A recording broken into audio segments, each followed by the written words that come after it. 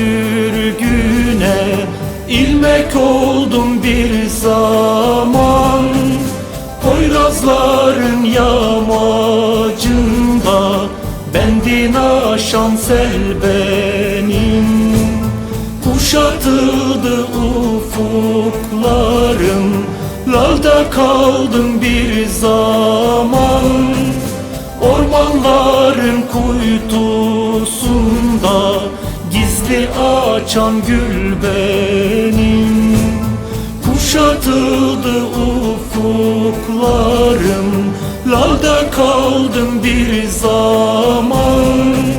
Ormanların kuytusunda gizli açan gül benim.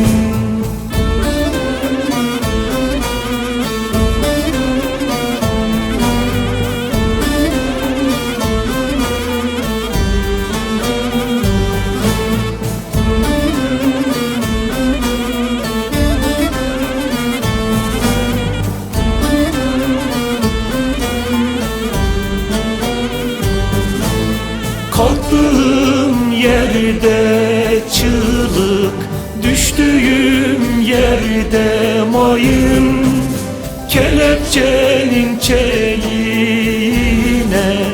rehin düşen can benim. Aşk oduyla tutuşup göğe döndüm bir zaman. Kurşunlarla delik deşik yama tutan ten benim.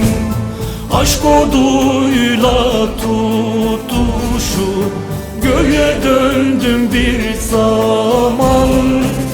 Kurşunlarla delik deşik yama tutan ten benim.